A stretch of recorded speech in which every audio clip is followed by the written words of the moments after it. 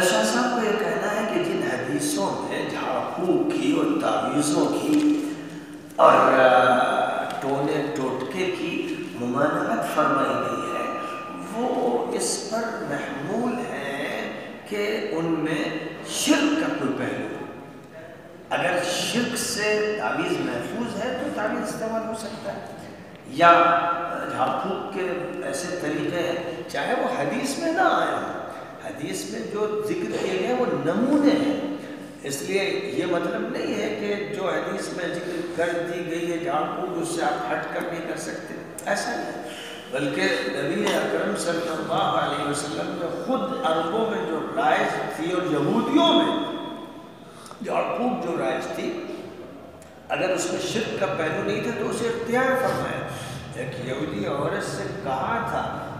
وہ جھاڑ پھونک کی بعض چیزوں کو جانتی تھی کہ ام سلمہ کو سکھا دیں، ایک موقع پر حفصہ کے یہاں آپ تھے اور عورت اس طرح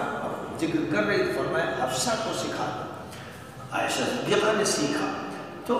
یہودی عورت سے چاہے سیکھ لیں چاہے کسی اور سے سیکھ لیں، اگر اس میں فی نفسی شرک کا کوئی پہلو نہیں ہے تو اسے استعمال کر سکتے ہیں۔ گویا نبی پاک علیہ السلام کا جو موقف ہے ان چیزوں کے بارے میں وہ ویسے ہی ہے جیسے میڈیکل سائنس کے بارے میں، کہ اگر تحقیق یہودی نے کی، امریکن نے کی، برٹشر نے کی، تو اس لیے ہم اس کو رد نہیں کر دیں گے کہ ہمیں غصہ ہے برطانویوں پر، انہوں نے ہمارے ملک کو لوٹا، ہم ان کی ایجاد قبول نہیں کریں، ایسا نہیں۔ اگر ان کی ایجاد ہے تو الحکمت ضالۃ المؤمن انا وجدها فهو حق بها، وہ چاہے ہمارے دشمن کی کوئی سازش ہو اسے ہمیں اختیار کرنا چاہیے، عقل مندی یہی ہے۔ تو جیسے وہاں شاہ صاحب فرما رہے ہیں ویسے ہی تعویذ گنڈوں میں بھی ہے۔ تو جو لوگ یہ سمجھتے ہیں، بہت سے لوگ کہتے ہیں سب جائز نہیں، تعویذ جائز نہیں، فلاں چیز جائز نہیں کا فتویٰ وہ غلط دیتے ہیں،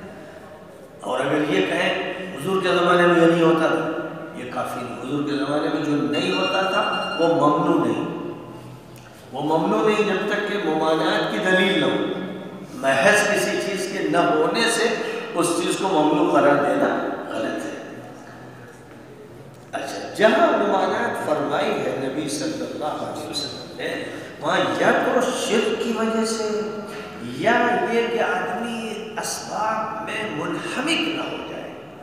اسی کو سب کچھ نہ سمجھنے لگے، اس لیے وہاں پر منع فرمایا کہ اللہ میاں سے بالکل غفلت ہو جائے، آدمی سارا بھروسہ اسباب پر کرنے لگے، سمجھے کہ دوائی سے جو کچھ ہونا ہے ہوگا، جھاڑ پھونک سے ہی جو کچھ ہونا ہے ہوگا، یہ سب صحیح نہیں۔ تو جہاں پر روک لگائی گئی ہے وہاں ایسا کوئی پس منظر